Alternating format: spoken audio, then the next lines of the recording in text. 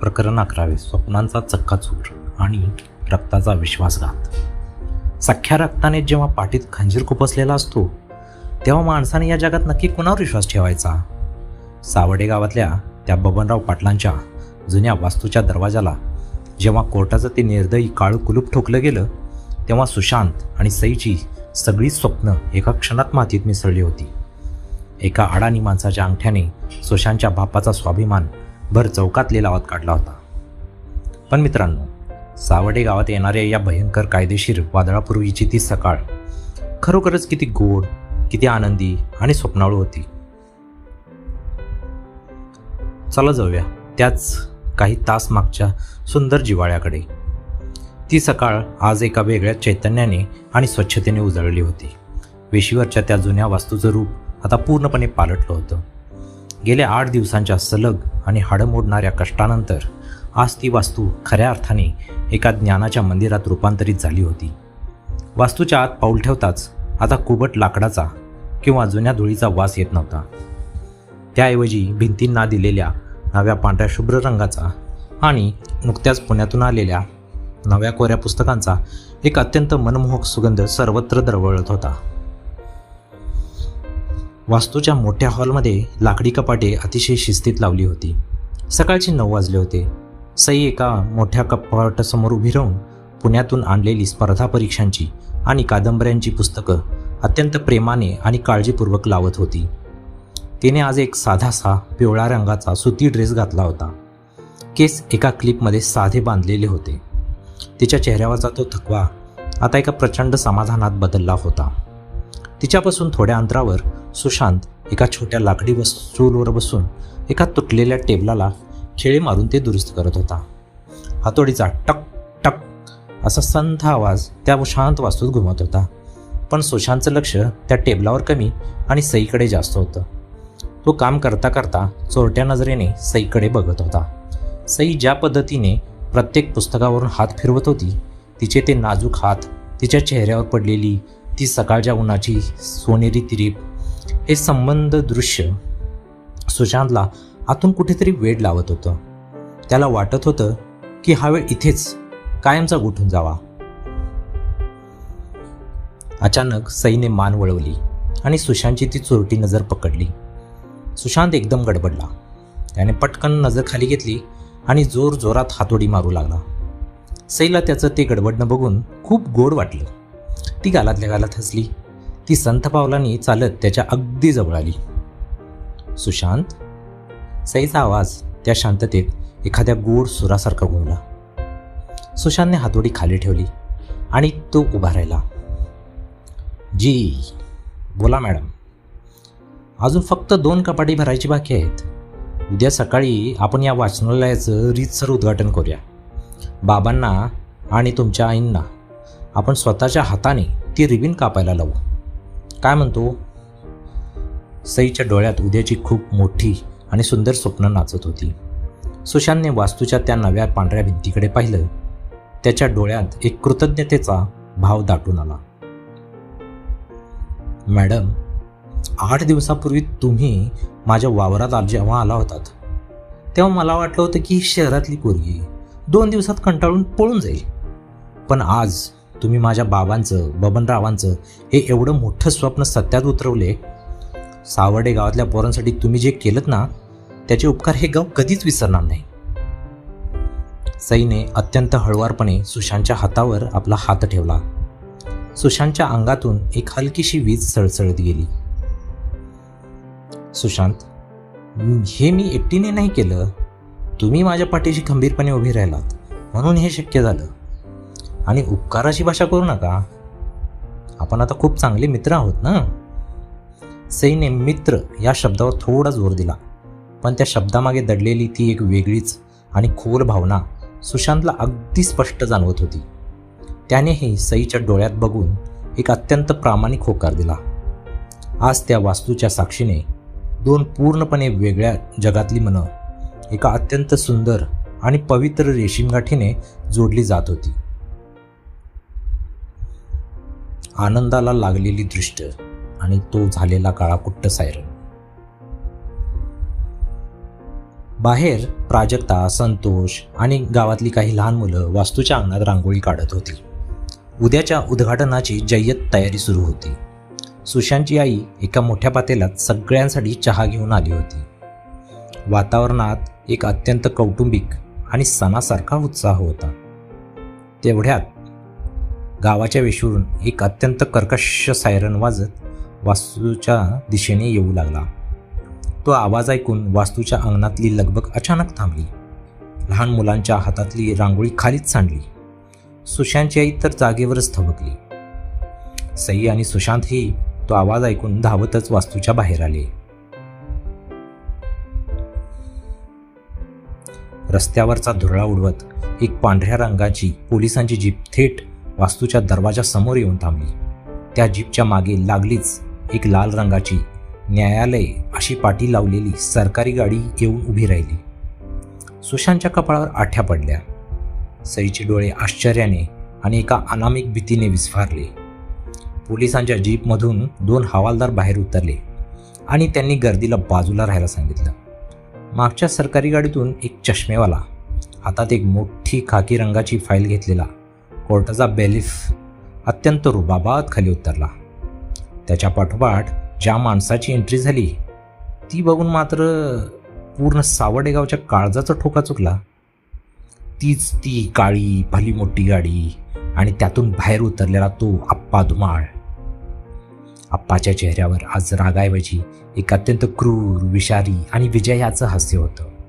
तो आपल्या हातातील चांदीची काठी फिरवत अत्यंत मगरुरीने चालत वास्तूच्या त्या नव्या आवारात आला. काशीनाथ त्याच्या मागे एक मोठं कुलूप आणि साखळी घेऊन उभा होता. सई आणि सुशांत धावतच पुढे गेले. इन्स्पेक्टर साहेब, काय चाललंय हे? आणि ही कोर्टाची गाडी इथे काय करतीये? सईने एका सुशिक्षित नागरिकाच्या अधिकारात थेट विचारलं. तेवढ्यात तो कोर्टाचा बेलिफ पुढे आला. सुशांत समोर. तुम्ही सुशांत बबनराव पाटील आहात का? सुशांतने मान डोलावली. होय, पण काय झाले साहेब? सुशांतने विचारले. बेलिफने खाकी फाईलमधून एक मोठा कायदेशीर कागद बाहेर काढला आणि अत्यंत थंड आवाजात वाचून दाखवला.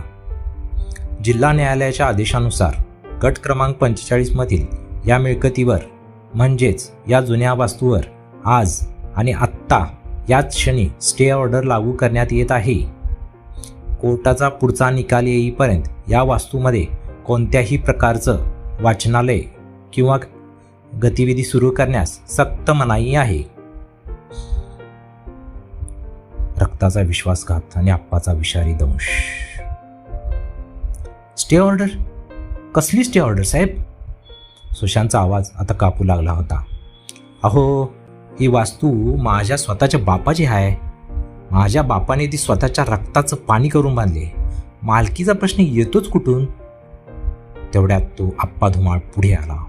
त्याने आपला काळा गॉगल काढला आणि सुशांतच्या डोळ्यात डोळे घालून पाहिलं आणि तो म्हणू लागला, मालकीचा प्रश्न तिथून येतो रे सुशांत, जिथून तुझ्या बापाने ही वास्तू तुझ्या नावावर करण्याआधीच डोळे मिटले. तेवढ्यात सई पुढे आली. इन्स्पेक्टर साहेब, हे पूर्णपणे बेकायदेशीर आहे. बबनराव पाटील वारलेत तर ही जागा त्यांच्या मुलाची म्हणजे सुशांतचीच होते. मध्येच कुणीही तिसरा माणूस येऊन हक्क कसा काय सांगू शकतो? आप्पाने एक जोराचा आणि क्रूर ठहाका मारला. सई मॅडम, तुम्ही इंग्रजी पुस्तकं लय वाचलीत, पण तुम्ही बबनराव पाटलांचा 7 वारा नीट वाचला नाही वाटतं. बबनराव पाटील वारले हे खरं आहे, पण हा 7 बारा संयुक्त होता. या वास्तूवर बबनरावांसोबतच त्यांच्या सख्ख्या मोठ्या भावाचं म्हणजेच सुशांतच्या मुंबईला राहणाऱ्या चुलत्याचं रघुनाथ पाटलांचं सुद्धा नाव आहे. आणि आई रे सुशांत, तुझ्या त्या सख्ख्या चुलत्याने पैशाच्या लालसेपोटी या वास्तूचा त्याचा अर्धा हिस्सा आजपासून बरोबर 3 वर्षांपूर्वीच मला म्हणजे आप्पा धुमाळला विकला आहे. हा बघ त्याचा स्टॅम्प पेपर आणि त्यावरचा त्याचा अंगठा. सुशांतने थरथरणाऱ्या हातांनी तो स्टॅम्प पेपर हातात घेतला. त्यावर रघुनाथ काकांचं नाव आणि अंगठा होता. पण दुसऱ्याच सेकंदाला सुशांतच्या डोक्यात एक लख्ख प्रकाश पडला. त्याच्या डोळ्यातली भीती आता एका भयंकर संतापात बदलली. सुशांतने तो कागद जोरात चुरगाळला आणि तो आप्पाच्या अंगावर अक्षरशः धावून गेला. तेवढ्यात 2 हवालदार आडवे आले. खोटं बोलतेस तू आप्पा धुमाळ. सुशांतचा आवाज पूर्ण वास्तूत घुमला. जर हा कागद आणि हा अंगठा 3 वर्षापूर्वीचा आहे, तर मग काल वेशीवरच्या पंचायतीत जेव्हा मी तुम्हाला भर चौकात नकार दिला तेव्हा तुम्ही हा कागद का नाही काढला? आणि काल पूर्ण गावासमोर तुम्ही हा कागद माझ्या तोंडावर फेकून माझा अपमान का नाही केला? काल मात्र तुम्ही तिथनं शांतपणे निघून गेलात आणि अचानक रातोरात हा कागद कुठून पैदा झाला सांगा. सुशांतचा हा अचूक आणि लॉजिकल प्रश्न ऐकून आप्पा धुमाळ क्षणभर आतून हादरला. सईलाही सुशांतचा तो मुद्दा एकदम बरोबर वाटला. तिला समजून चुकलं की आप्पाने रातोरात खोटा कागद तयार केला आहे. पण आप्पा धुमाळ लगेच सावरला. मला कधी आणि कुठला कागद बाहेर काढायचा आहे हे मी ठरवणार. काल माझा मूड नव्हता, आज आहे. आणि जा आता कोर्टात जाऊन सिद्ध कर की हा अंगठा खोटा आहे. पण तोपर्यंत कायद्यानुसार ही वास्तू जेवढी तुझी आहे तेवढीच ती माझी सुद्धा आहे. आणि जोपर्यंत कोर्टाचा निकाल येत नाही ना, तोपर्यंत या दरवाजाला हे कोर्टाचं टाळ असंच लटकलेलं राहणार. काशीनाथने अत्यंत माजाने वास्तूच्या त्या नव्या रंगवलेल्या मोठ्या दरवाजाला एकत्र ओढलं आणि त्यावर एक भली मोठी लोखंडी साखळी गुंडाळून कच्चकन आवाज करत एक काळं कुलूप लावलं. तो कुलपाचा आवाज सुशांतच्या काळजावर हातोड्यासारखा बसला. त्याचे पाय लटपटले आणि तो तिथेच त्या वास्तूच्या पायरीवर हतबल होऊन खाली बसला. आप्पा धुमाळची ती काळी गाडी आणि पोलिसांची जीप वेशीवरून धुरळा उडवत निघून गेली. पण मागे उरली होती ती एक भयंकर, जीवघेणी आणि काळजाचा ठोका चुकवणारी शांतता. ज्या वास्तूमध्ये मगाशी उद्यानाच्या उद्घाटनाची, रांगोळीची आणि नव्या पुस्तकांची स्वप्न सजवली जात होती, त्या वास्तूच्या दरवाजाला आता कायद्याचं एक भलं मोठं काळं कुलूप अत्यंत निर्दयीपणे लटकत होतं. कालपर्यंत ज्या गावकऱ्यांनी आणि तरुणांनी सई सुशांतच्या पाठीशी उभं राहण्याची हिंमत दाखवली होती, ते सगळे आता आप्पाच्या या नव्या कायदेशीर डावामुळे पुन्हा एकदा दहशतीखाली गेले होते. एक एक करून कुणीही एकमेकांशी काहीही न बोलता रिकाम्या हातांनी आणि रिकाम्या मनाने ते तिथून निघून जाऊ लागले. काही वेळातच तिथे फक्त सुशांत, त्याची रडणारी आई प्राजक्ता आणि सई एवढेच उरले. सुशांत वास्तूच्या त्या दगडी पायरीवर पाय दुमडून आणि दोन्ही हातात डोकं धरून बसला होता. आई पदराने तोंड दाबून हुंदके देत होती. सईने स्वतःला सावरलं. ती हळूच आईजवळ गेली आणि तिने आईच्या खांद्यावर हात ठेवला. काकू, शांत व्हा. सईचा आवाज अत्यंत संयमी होता. कशी शांत हो गो बाई? माझ्या कुंकवाची, माझ्या सावळ्या नवऱ्याची ती वास्तू आज त्या आप्पाच्या घशात गेली. आणि कोण दिली? तर माझ्या सख्या दिराने. पैशासाठी सख्या भावाने गळा कापला ग. आई जमिनीवर डोकं टेकून रडत होती. काकू, अजून काहीही संपलेलं नाही आहे. तुम्ही प्राजक्ताला घेऊन घरी जा. सुशांतला मी घेऊन येते. विश्वास ठेवा माझ्यावर. सईने आईला आणि प्राजक्ताला धीर देऊन घराच्या दिशेने पाठवलं.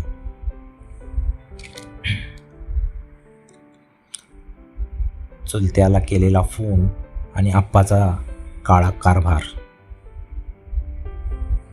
आता तिथे फक्त वाऱ्याचा तो भकास आवाज आणि पायरीवर डोके धरून बसलेला सुशांत एवढेच उरले होते.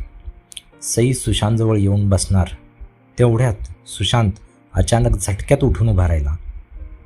त्याच्या डोळ्यात आता हतबलतेपेक्षा संतापाची आग जास्त होती. नाही, माझा रघुनाथ काका असं करू शकतच नाही. तो पण गरिबीत जगतोय मुंबईला, पण तो भावाच्या पाठीत खंजीर खुपसणाऱ्यातला नाही आहे. मी आत्ताच्या आत्ता त्याला विचारतो.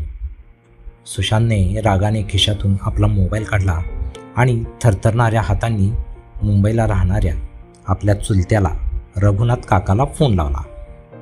सई तिथेच विश्वास रोखून उभी होती. फोन स्पीकरवर होता. 2-3 रिंग्स गेल्यानंतर पलीकडून एका थकलेल्या आणि वयस्कर माणसाने फोन उचलला. हॅलो बाळ्या. अरे सुशांत, लय दिवसांनी फोन केला असल्या का? काकाचा आवाज अत्यंत सामान्य आणि मायेचा होता. सुशांतचा आवाज मात्र रागाने कापत होता. काका, काय विचारतोय त्याचं मला खरं खरं उत्तर द्या. तू आपल्या सावडेची जी वास्तू आहे त्याचा अर्धा हिस्सा आप्पा धुमाळला का विकलास? आज आप्पाने कोर्टाची स्टे ऑर्डर आणून वास्तूला कुलूप ठोकले आणि तो तुझा अंगठा असलेला स्टॅम्प पेपर पण दाखवतोय. सांगा काका, पैशासाठी तुम्ही बाप्पाची आठवण विकलीत माझ्या? पलीकडून अचानक एक भयंकर शांतता पसरली आणि पुढच्याच सेकंदाला रघुनाथ काकाचा घाबरलेला आवाज आला. काय बोलतोयस काय सुशांत तू? मी वास्तू विकेन? अरे वेडा झालायस का तू? मी असा कोणताही कागद आपल्याला लिहून दिलेला नाही आहे. सई आणि सुशांत दोघेही चमकले. सईने सुशांतला खून करून पुढे बोलायला सांगितलं. काका, खोटं बोलू नका. मी स्वतः माझ्या डोळ्यांनी त्या 3 वर्षापूर्वीच्या स्टॅम्प पेपरवर तुमचा फोटो आणि अंगठा दोन्ही बघितलंय. अरे सुशांत, काका पलीकडून अक्षरशः हुंदकी देऊन रडायला लागला. अरे 3 वर्षापूर्वी बबनराव जिवंत होता तेव्हा आप्पा धुमाळ स्वतः मुंबईला माझ्या चाळीत आला होता. तो आल्यावर मला म्हणला, तुझ्या भावाला बबनला वावरात विहीर काढायची आहे, त्यासाठी सोसायटीचं कर्ज काढायचं आहे, पण 7/12वर तुझं पण नाव आहे, त्यामुळं तुझ्या अंगठ्याशिवाय कर्ज होणार नाही. मग त्यानंतर त्यानं मला एक कोरा स्टॅम्प पेपर कसला तरी दाखवला आणि म्हणाला, हा ग्रामपंचायतीचा NOCचा काय कसला तर फॉर्म होता आहे. मी त्यात अडाणी, गावाचं आणि भावाचं भलं होतंय म्हणून मी डोळे झाकून त्या कागदावर अंगठा मारला. रघुनाथ काकाचे ते शब्द ऐकताच सुशांतच्या अंगावर अक्षरशः काटा उभा राहिला. सईने तर डोक्याला हात लावला. अरे मला काय माहीत, आप्पा माझ्या भावाच्या पाठीत असा खंजीर खुपसेल. सुशांत माफ कर मला लेखा. माझ्या त्या एका अंगठ्याने आज माझ्या बबनची वास्तू त्या राक्षसाच्या घशात गेल्यासारखी झाली. काका पलीकडून ढसाढसा रडत होता. सुशांतच्या डोळ्यात आता अश्रू होते, पण ते विश्वासघाताचे नव्हते तर एक सुटकेचे अश्रू होते. त्याच्या रक्ताच्या माणसाने त्याला विकलं नव्हतं, तर आप्पा धुमाळने नेहमीप्रमाणे आपल्या नीच राजकारणाने एका अडाणी माणसाची फसवणूक केली होती. सखारामच्या 5 एकर जमिनीसारखीच आप्पाने सुशांतच्या काकाचीही फसवणूक केली होती. काका, तू रडू नकोस. तू वास्तू विकली नाहीस ना, बास, मला एवढंच ऐकायचं होतं. तू काळजी करू नकोस. आता हा सुशांत बघ काय करतो ते. सुशांतने अत्यंत आत्मविश्वासाने फोन कट केला.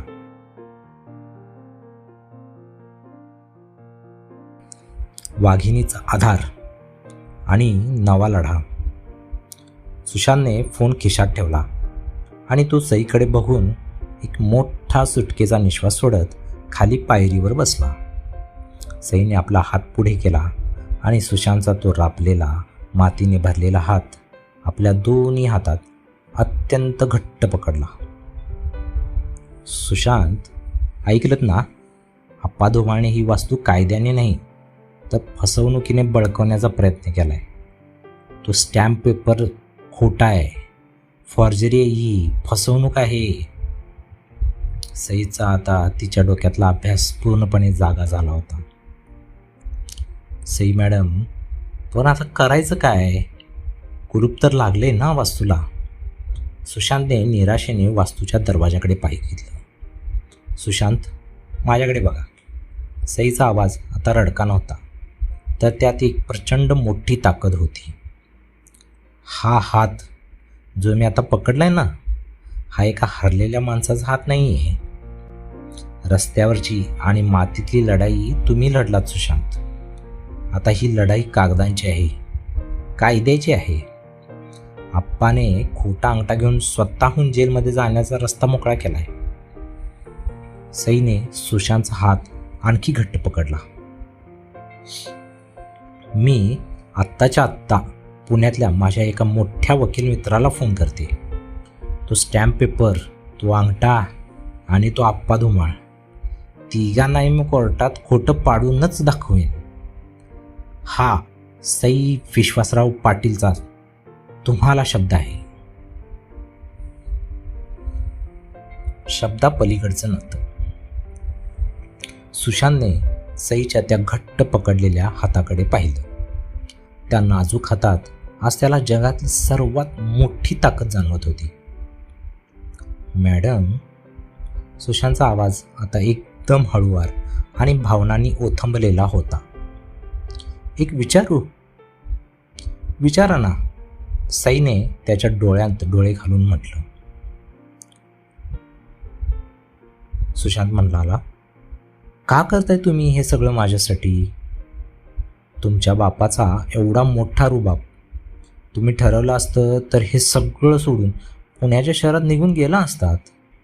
माझ्यासारख्या या एका अडाणी मातीत राबणाऱ्या माणसासाठी तुम्ही आप्पा धुमाळासारख्या विषारी सापाशी का पंगा घेताय?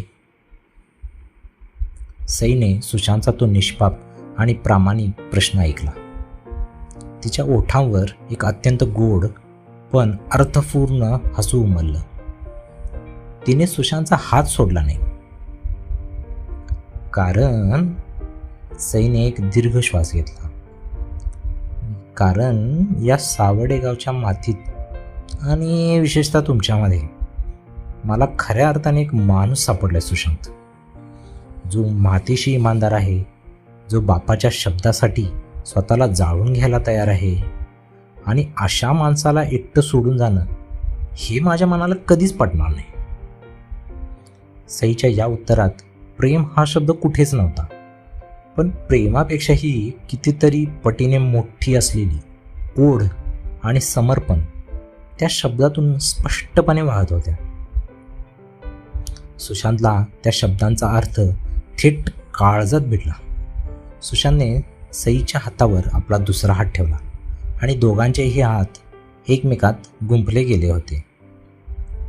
मॅडम, तुम्ही सोबत आहात ना? मग आता हा सुशांत साक्षात यमराजाशी सुद्धा 2 हात करायला तयार आहे बघा.